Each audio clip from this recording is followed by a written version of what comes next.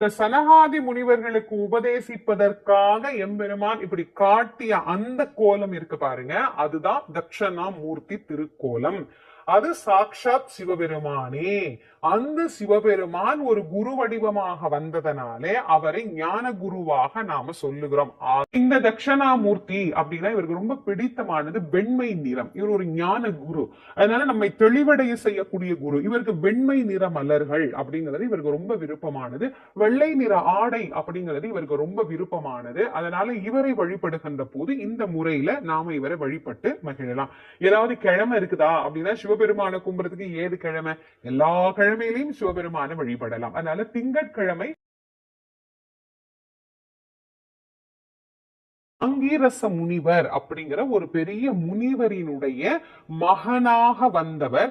இவர் எல்லா கலைகளையும் கற்று ஞானம் கலை அத்தனையிலும் உயர்வாக இருந்த காரணத்தினாலே தேவர்களுக்கெல்லாம் நீர் குருவாக விளங்க கிடவது அப்படிங்கிற வரத்தினுடைய பலனால இவர் தேவ குரு அப்படிங்கிற அந்த பட்டத்தை பெறுகிறார். தேவேந்திரனுக்கு தேவ சபையிலே ஒரு குரு அமர்ந்திருப்பார், அந்த குரு தான் இவர். அதனால இவருக்கு வியாழ பகவான் அப்படின்னு பேர் இருந்தாலும் மரியாதை நிமித்தமாக எல்லாரும் இவரை குரு பகவான் குரு பகவான் அழைக்க. இப்ப நான் இவருக்கு விருப்பமான தானியம் தான் சுண்டக்கடலை. அதனால இவருக்கு சுண்டக்கடலையில மாலை போட்டு மஞ்சள்